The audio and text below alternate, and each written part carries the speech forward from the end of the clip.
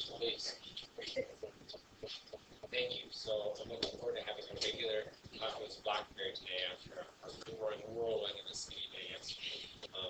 Well, first of all, congratulations for having made it through. I know I'm seeing you here today, making it through A day and B day.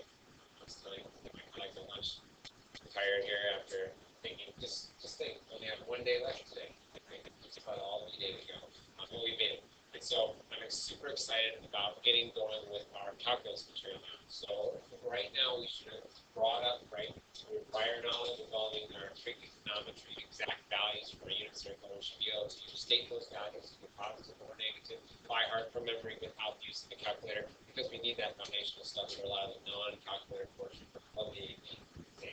Right, so let's go ahead and share with the class then in which quadrant does theta lie if the cosine values are positive, so the sine values are negative. So which quadrant are we thinking about if cosine values are positive, but sine values are negative?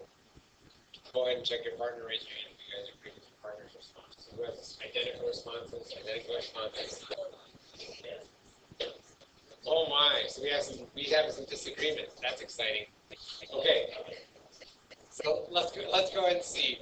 In which quadrant, guys, we'll go Roman numerals. We'll go Roman numerals 1, 2, 3, 4. In which quadrant are cosine values positive and sine values negative? So what do we say for that?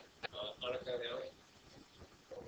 Quadrant 4 would be positive cosine values as positive x coordinates, and negative sine values as negative y coordinates. So please raise your hand if you have the same as Annika now. So quadrant 4 is correct. Okay, good, thank you.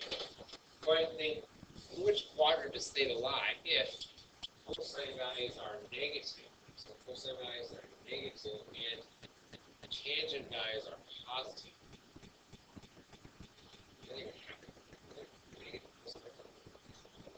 Big. Quadrant 3, raise your hand if you agree with Jay. Select quadrant 3. Quadrant 3. Keep your hand up if you can explain why tangent can be positive. Tangent can be positive in quadrant 3. Thanks, hands down. Gil?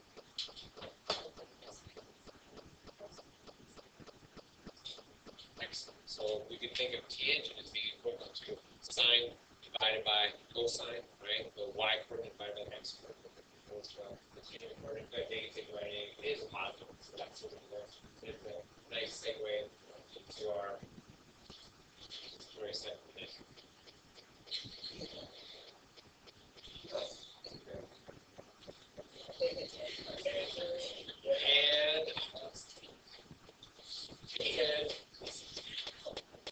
And exact values, get ready. We need to be able to do this by heart. So get ready. I'm going to go ahead and call on you at random to say for the class to sign in 4 pi over 3. 4 pi over 3. So sign in 4 pi over 3. So we have that, Samantha. Negative 1/2. We're going to get the same thing. Negative 1/2. Not a lot of takers. Did you flip in the flop? And so instead of negative 1/2, what was it? So you do have the negative or sine values in quadrant 3. That's absolutely right. But instead of being 1/2 on the same. No? Okay. No problem. So here we are. We're in our spinning, and right here. Recall that our 4 pi over 3s come from our pi divided by 3 radians. So pi is 180 degrees divided into 360. So it's my special 60-degree angle. If I wanted to know the sine of my 60-degree angle, I could always make my little triangle. So my little triangle here. We got yesterday, I had the smallest leg length of 1, came from the equilateral triangle with equal side lengths 2, which are going to 3. So my sine will be 60 degrees. Sine will be opposite over hypotenuse. So span it will be what? Over. So that's sort of 3 over 2. So we've got opposite over hypotenuse. We've got root 3 over 2. The negative comes from having negative y coordinates in quadrant 3. Absolutely. Thank you, Samantha. Let's go ahead and take a look at cosine of 3 pi over 2. So we're spinning 1 pi over 2, 2 pi over 2, 3 pi over 2. And what's the cosine value there at 3 pi over 2? Paul? 1. Raise your hand if you have the same as Paul. 1. let's see, it's cosine the x coordinate or the y coordinate of given points. Okay? The x coordinate. So if I'm at positive 90 degrees is pi over 2, 180 degrees is pi. 3 pi over 2 would be right here. So what's the x coordinate here? 0. Which is totally what this is. Raise your hand if you have 0. What's 0? Good job. Okay, so we want to make sure that we're comfortable, right? Evaluating sine and cosine from the 16-point special unit circle without a calculator. You need to be able to reproduce those values exactly with the correct sign. That is SIGN sign, not SINE sign. You need to be able to produce those without a calculator. If you need to make a special triangle, you may. If you don't need to make a special triangle, right, then that'll save you time. In any case, we'll be having our first quiz, right, then we're going into the campus next A-Day. For us, that's Tuesday, 9/8. Right, A-Day, we'll be having our English circle quiz. You'll have 12 minutes to complete that English circle quiz, and it'll be signing 12, yep, exactly 12. And it'll be non-calculator, and it's a single page, right, one-sided, so it's not long, but you need to be able to quit because it's filled up with just saving all those values. You have to know, right, it's one of those necessary. Right? Well, I was going to mention that when I try to remember triangles, I always diagram the line. I just diagram the unit circle and then try to figure out where the point will lie on the circle. I'm with you. Right, you can do it all just with them. And then I draw the, like I do an entire circle, and then I draw the triangle from that point. Fair enough. And everybody can do it their own way, right? So long as you're able to reproduce it on your own without a calculator. Awesome. Thank you. Okay, so Michaela reminded us that sine over cosine equals 10. Yeah, just fun. All right, let's go ahead and take care of our first OTL. Had a whole bunch to do, and so I've already cataloged several of your email responses. I'm sorry, your email to me, and I've replied to many of you. We'll also be collecting separately signatures. Separately, we'll be collecting questionnaires. But right now, we're going to collect the function and graph review. So we're just going to collect one thing right now, that's the function and graph review. Remember, in this class, we've got so much content to discuss with the College Board for our AP Calculus course curriculum that we won't have time to check answers during class. Okay, we're not going to be able to check answers in class. That's why I do each and every assignment just like you do it and post it online so that you're checking on our Moodle website right ahead of time and you're checking those answers. So you're responsible in this class for checking the accuracy of your homework answers. Those opportunities to learn, right, are an opportunity for you to learn, and you don't know if you're doing it correctly unless you're checking. So make sure that you're doing that. We don't have the time to go through and grade these for accuracy right now. However, you will receive points for completing your OTL, right? And you'll get those points based on completion. So everybody right now in pencil, this is how we get our homework grade for OTLs. In general, our homework OTLs are worth 2 points. We're going to get those 2 points by taking the possible. Right, the number that you did out of the number possible, dividing, enter, multiply by 2, and then rounding to the nearest half point. Typically, as we get into the year, there will be several stretcher questions. There may be a little above and beyond what you have to know to be successful. Right? Those stretcher points, those stretcher questions are typically a few questions, not enough to affect your overall homework grade if you round to the nearest half point. So we're going to make every assignment out of 2 general. Give yourself credit for those completed. Out of the number of problems on the assignment, divide, enter, multiply by 2, and then you go around to the nearest half point. The nearest half point, right?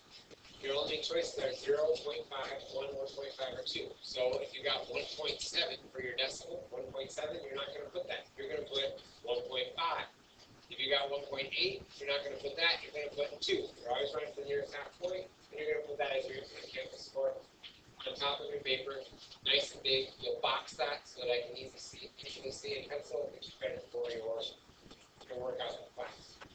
This is based on completion. So if you did all of the questions, you showed your work and got an answer, then you'll get a 10 out of 10 divide, enter, multiply by 2. If there are only 7 problems on the assignment, give yourself credit for those completed out of 7, divide, enter, multiply by 2, and still get a 2 out of 2. So this number of problems will change from assignment to assignment, but our infinite campus score is always going to be rounded to the nearest half point, 0 to 2. Does that make sense? This is based on effort and completion. Right? This is based on effort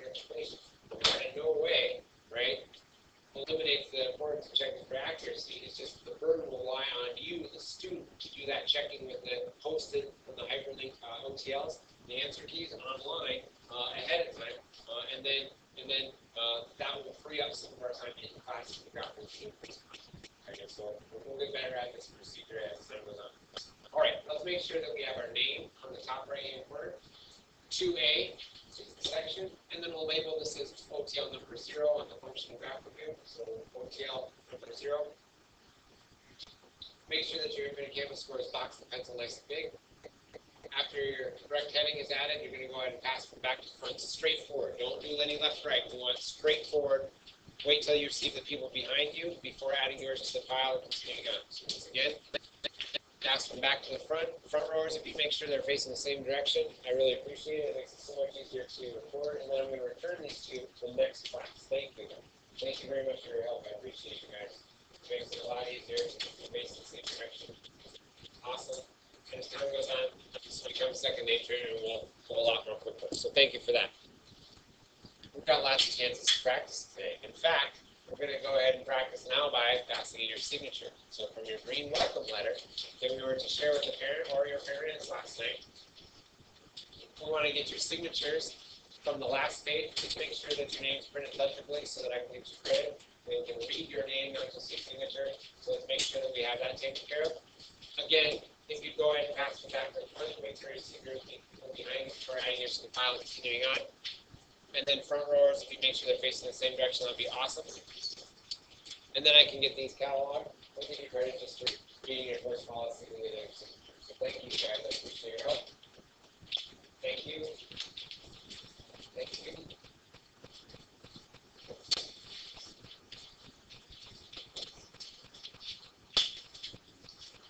Everybody good? The signatures? Okay, if you didn't have your signatures done and turned in today, then make sure you bring them by. Make sure you bring them by tomorrow, and you can turn them into me because I need to have those cataloged, okay? So it would just, the burden rely on you then. Remember that. And the final thing we'll be turning in was your Moodle. Did you successfully self-enroll with Moodle and use the login key Warrior Pride, one word, lowercase? Well, we'll know because you have to print out your questionnaire, right? Your questionnaire and complete that. So let's go ahead and take our questionnaire, make sure your name is on the top of that. If you put the period 2A, that would be helpful, and then pass them back to the front. Thank you, ladies and gentlemen. I know there were lots of little parts to that OTL number 0. I appreciate it, and I look forward to reading these to find out more about you and how some of your interests have changed. Thank you. Thank you. Thank you. Awesome. Thank you, guys. I appreciate your help with that. Pretty good?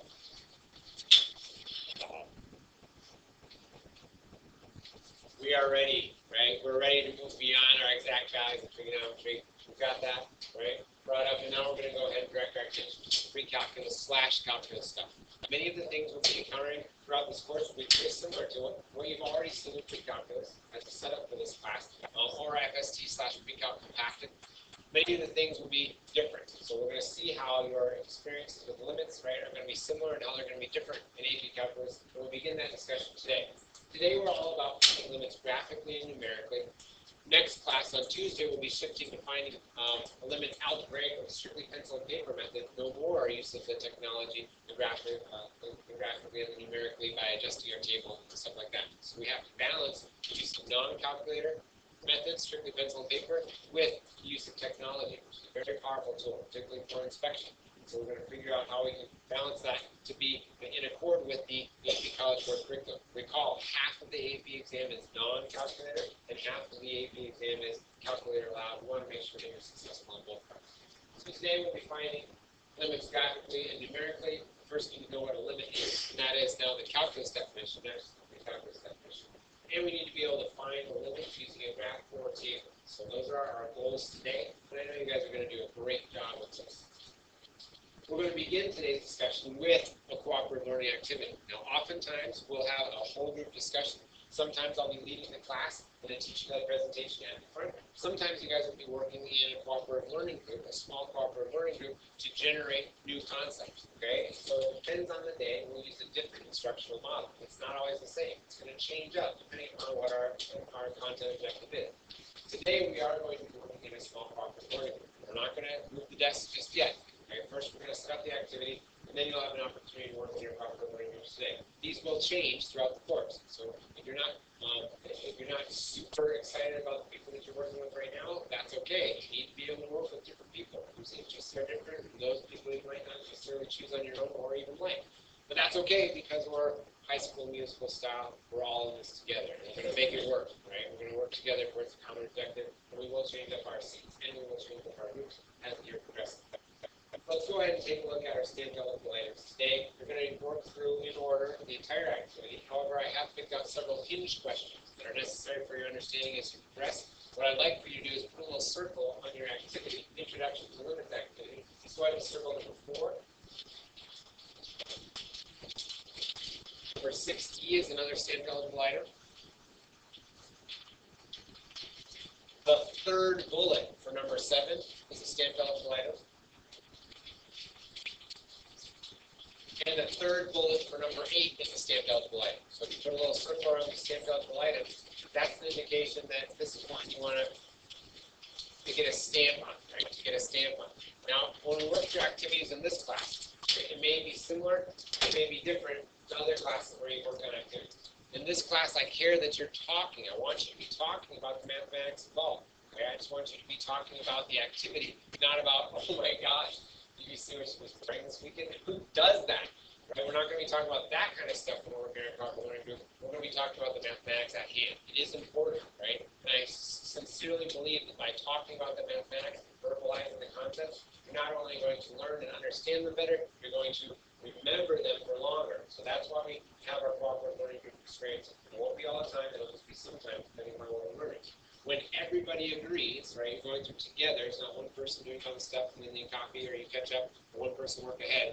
You're all doing it together. When you all agree on a stamped eligible item, everybody, we're good, okay, then you're going to raise your hand. You don't come up to me, I'm going to come to you. And I'm going to get you guys stamps all at once in your group. So once again, if you all agree on the stamped eligible item, go ahead and raise your hand. I'll come to you. I might ask you some guiding questions to make sure we're all there. And then I'll go ahead and issue a stamp to everybody all at once.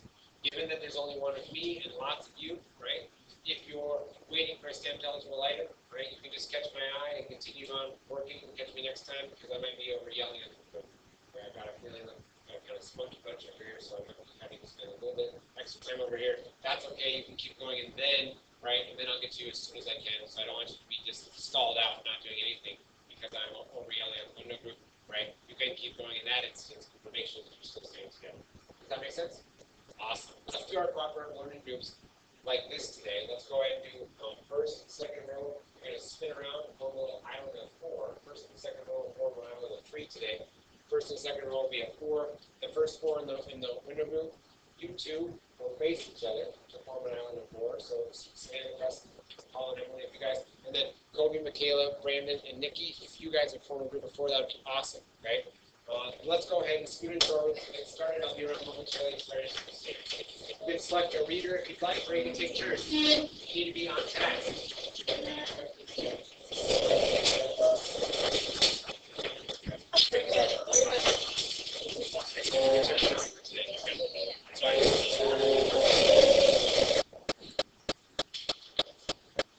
Thank you, ladies and gentlemen.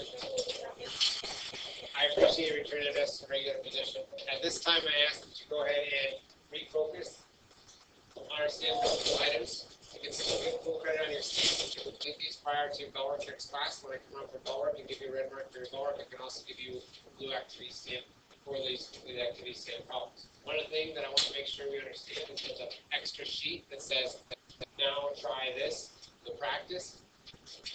An additional stamp is eligible at the end of that. So when you complete your activity, your third bullet done, number 8, you should now practice using your calculator the techniques that we've done with our Zoom adjustable window and table set to answer questions on the now try this practice recited, and you get the final stamp at the end of that. So I'll be checking that during bell work as well. Once again, the now try this practice with the stamp at the end.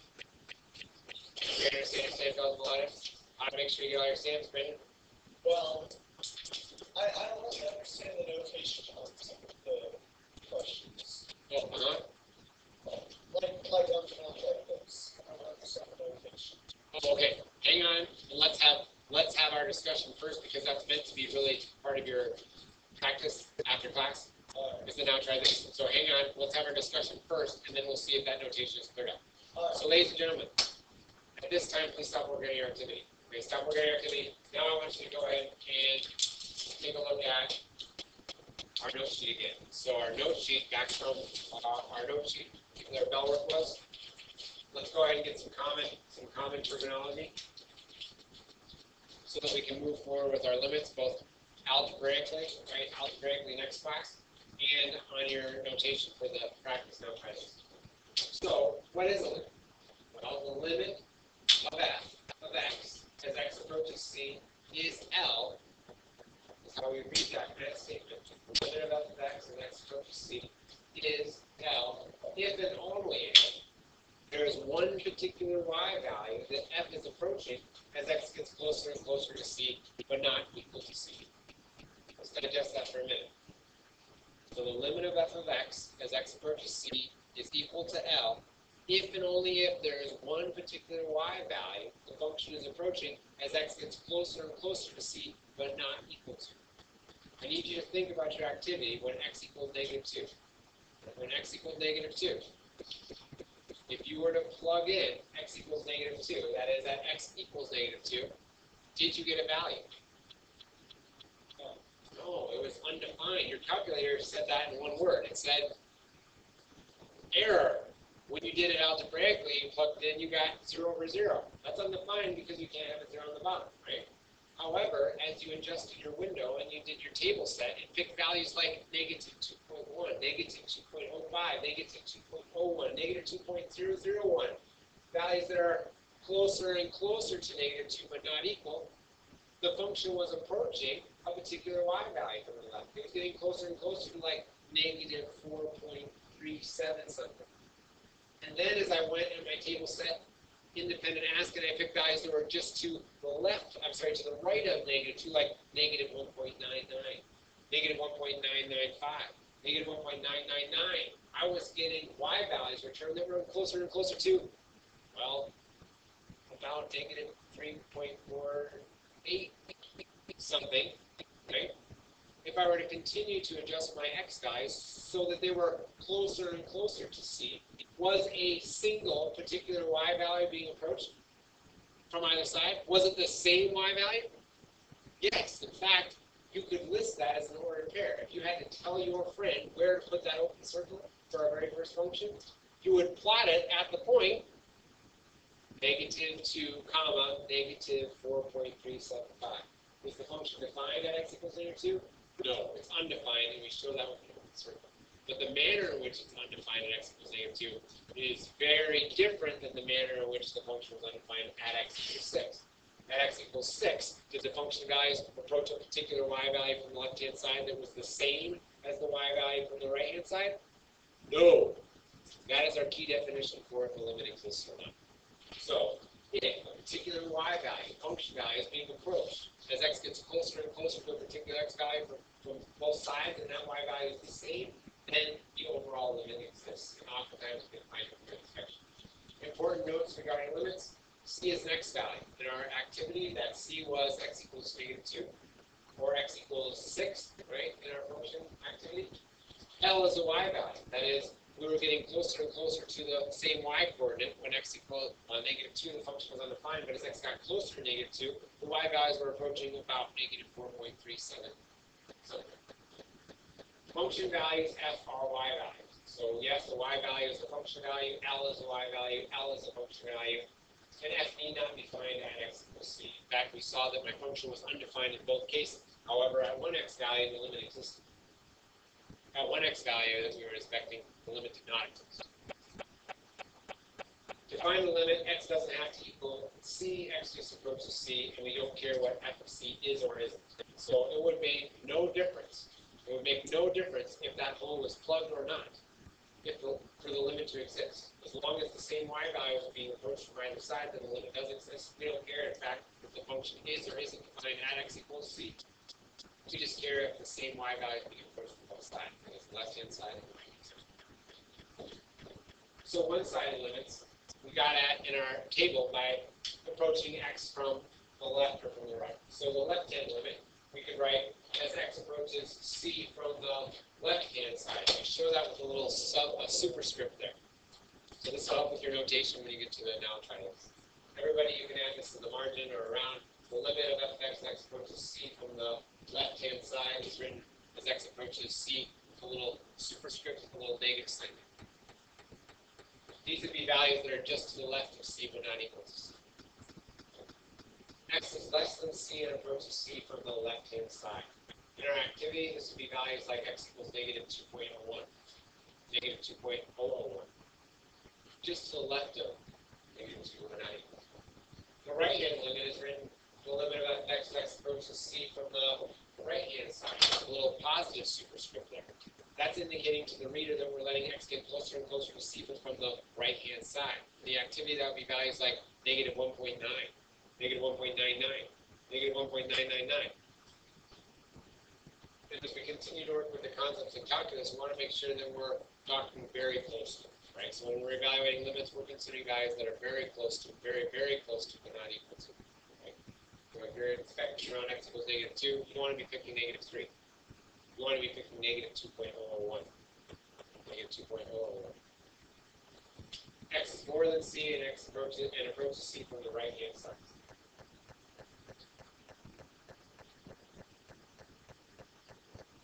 This will now make it easier to talk about, right, that other x value in the activity, x equals 6.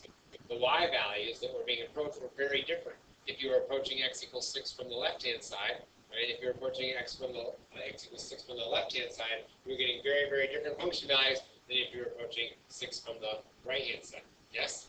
Okay. If the left-hand y values being approached are different than the right-hand y values being approached, then the overall limit does not exist. At x equals 6, the limit, right, the limit of f of x did not exist. Let's find some limits, if they exist.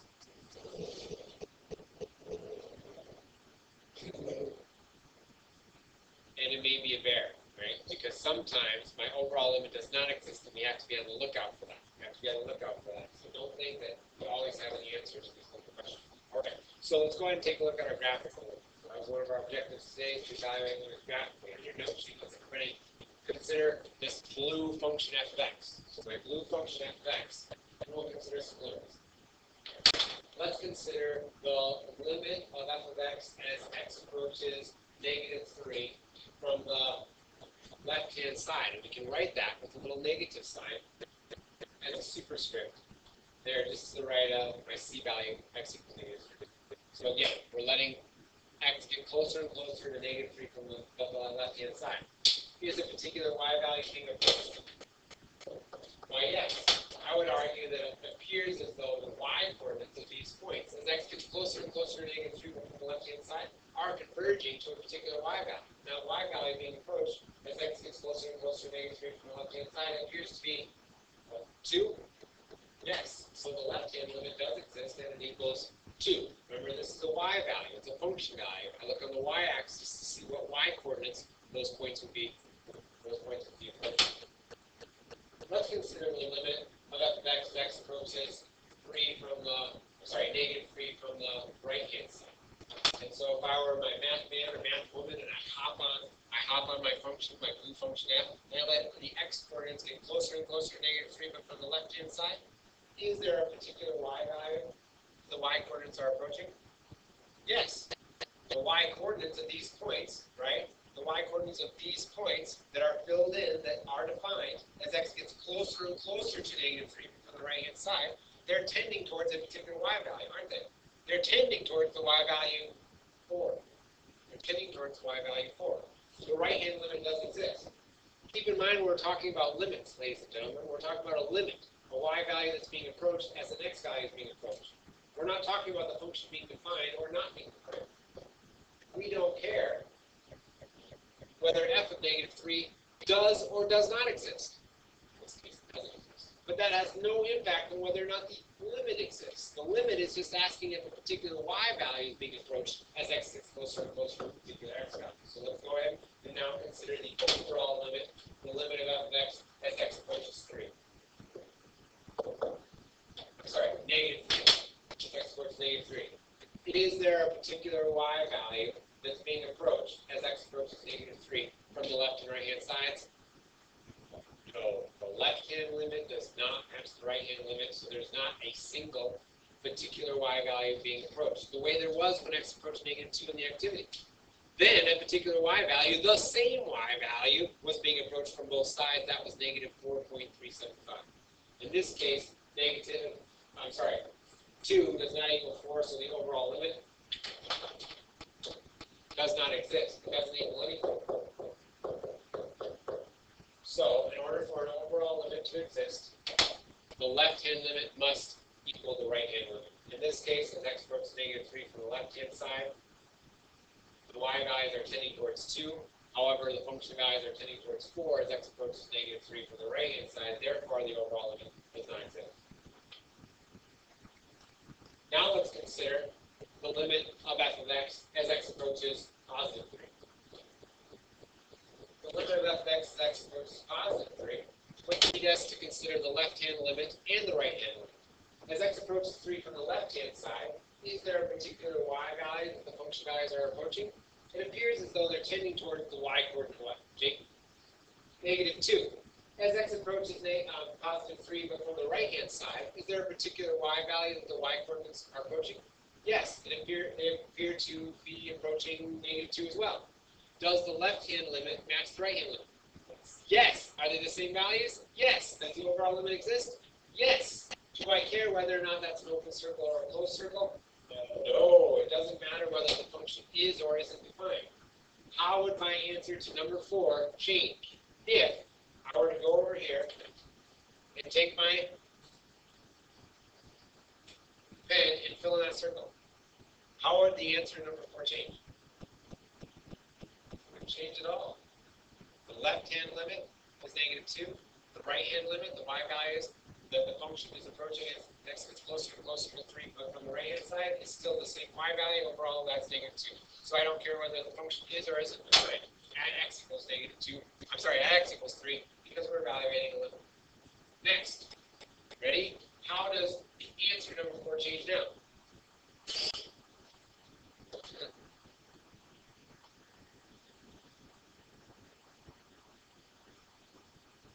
I've redefined my function at x equals 3 to equal -3. So now f of 3 equals -3. How does the answer number 4 change? Right?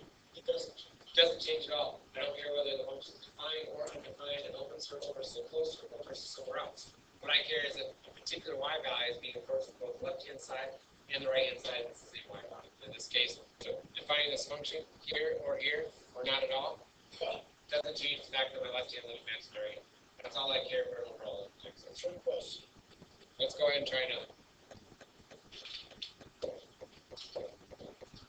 Here, let's consider the limit of a new function g, shown in red.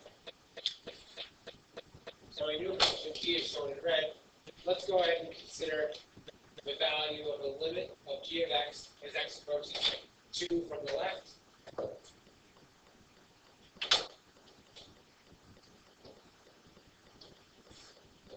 The value of the limit of g of x as x approaches 2 from the right, and the value of the overall limit of g of x as x approaches 2.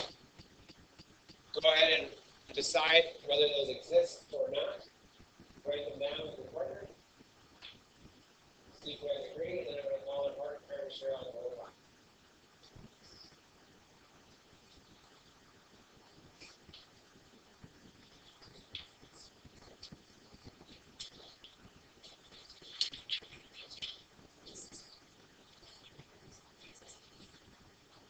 So make sure you're writing the whole thing. Right? Write the limit LIM of g of x, x goes 2 from the left, equals. So write this entire expression down. Write this down. And what did you guys get for that one? So what did you guys get for that one? Colby and Michaela? 2. Raise your hand if you agree. You get 2 as well? Good, that's correct. What did you guys get for the limit of g of x, x approaches 2 from the right-hand side? What did you guys get for that one? Gain the page? 2. Raise your hand if you got 2 as well. Good job. If the left-hand limit equals the right-hand limit, then the overall limit exists and equals the y value that's being approached from both sides. So in order for the overall limit to exist, the left-hand limit has to equal the right-hand limit. These two y values are the same, then the overall limit exists. What if 4 is not a limit? What if 4 is g of 2? What is g of 2? Is that equal to? No. Is that undefined, does not exist, DNE? No, it's meant to be right there. I tried to draw it. You see that? That's a little bugger. I tried to draw it in applied quantity sheet. It's meant to be -1. But would it matter if it wasn't defined? No, the overall limit only depends on whether the left-hand limit matches the right hand. So in this particular case, I can have the function defined to be an entirely different y value at x equals 2, because in order to evaluate the limit, I don't care what x, right? I don't care what the function does at the x value I'm concerned. I only care what y values are being approached to get closer and closer to the x value concerned. That's a y value. So the left-hand limit matches the right-hand limit. The overall limit exists. The function need not be defined or defined to be the same y value at x equals 2. That's the deal with the limit. Right? We're not talking about at a particular x value. We're talking about as x gets closer and closer to both sides. All right. We can also let x approach infinity. So we saw at x equals 6, right? We saw at x equals 6. Then my function values were shooting off towards positive or negative infinity. We can summarize that quite easily by using some notation here. If x gets closer and closer to a particular c value, from the left or from the right, and my function values tend towards one of the infinities or both of them, then I've got a vertical asymptote. Keep in mind that infinity is not a particular y value. So whenever the function approaches infinity, then the limit does not exist. By saying my approach is positive infinity or negative infinity, we're describing exactly the manner in which the function doesn't exist. In other words, as x approaches -6 from the left-hand side, right? As x approaches -6 from the left-hand side, I'm sorry, 6 from the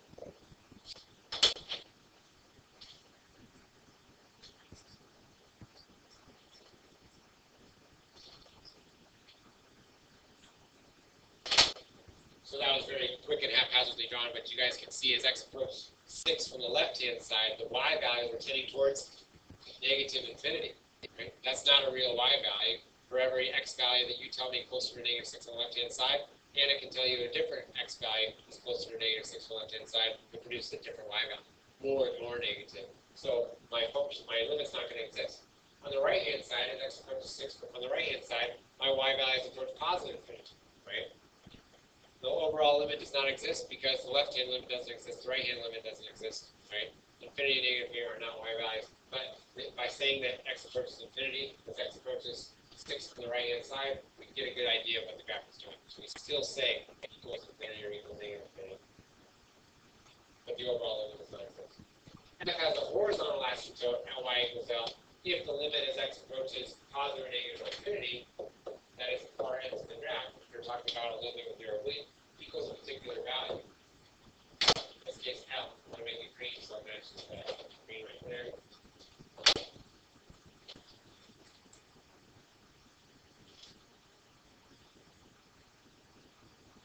So we have a horizontal asymptote if I'm letting x go to infinity, the far ends of the graph. We're talking about end behavior in a horizontal asymptote. So as x approaches positive infinity, if there's a particular y value that the function is approaching, right, then we can describe the limit as x approaches infinity. So let's consider here h, the limit of h of x in blue as x approaches positive infinity. Well, as x approaches positive infinity, we'd be looking to the far right end of the graph. Is there a particular y value that's being approached? Yes. The y value being approached is what? What about the limit of h of x as x approaches 1 from the left-hand side? Let's see. As x approaches 1 from the left-hand side, is there a particular y value that's being approached? No, y values get larger and larger and larger. They increase without bounds, so this limit does not exist. But hang on. to add to the complicated nature of calculus, we're going to put infinity here to describe the manner, exactly the manner in which it doesn't exist. In other words, my y value shoots towards infinity as x gets closer and closer to the number from the left-hand side. So that we can get an idea of what's going on, we could consider the limit of h of x approaches 1 from the right-hand side, right? In this case, is there a particular y value that's being approached as x is closer and closer to 1 from the right-hand side?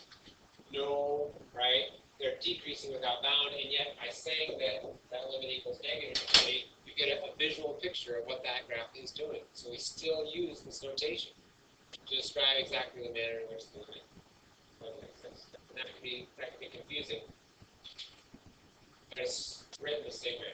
As x gets closer and closer to 1 from the left, the graph shoots up off the charts towards positive infinity. As x gets closer and closer to 1 from the right-hand side, the graph shoots down towards negative infinity off the charts. Okay? All right. So what do we need to do? We need to do this one. Limits involving infinity as x goes towards negative infinity, is there a particular y value is being approached? And then when I call on you, go ahead and share with the class. So what do you think about that one? Callie? -1. So we're talking about over here.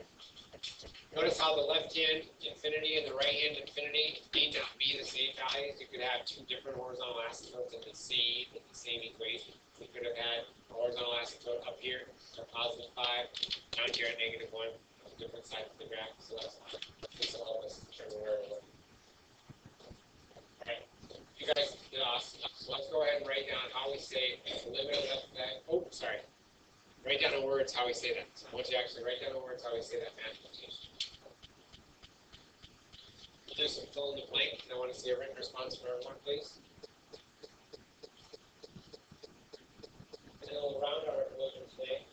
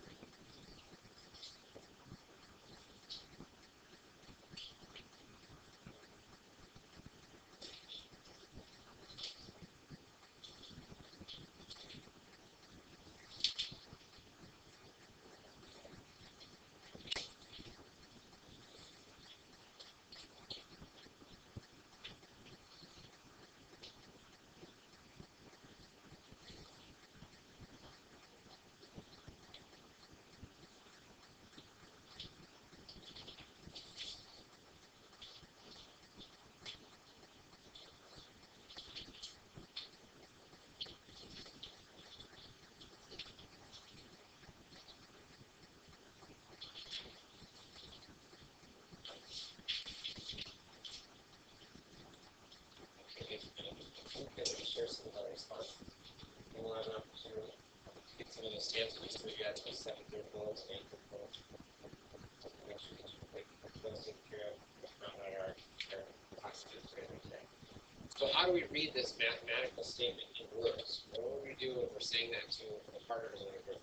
How do we read that in words? Go ahead and share with the class by calling you. Hey.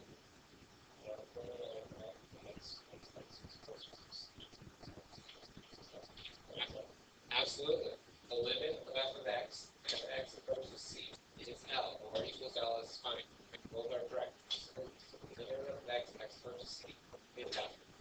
know that that only happens if the left hand is a particular y value that the function values are approaching as x gets closer and closer to c, but not equal to c. L is a blank value and c is a blank value. L is a blank value and c is a blank value. Not a false value, not a false value, so not a true value, right?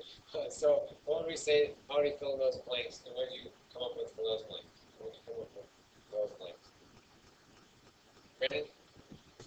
L is a y value. The y value plus c is x value. Excellent. We got y value and then x value. Y value and x value, respectively. Great work. All right, now comes the moment of truth. Now for our true-false question. So for a limit to exist at x equals c, f of c must be defined. For a limit to exist at x equals c, f of c must be defined.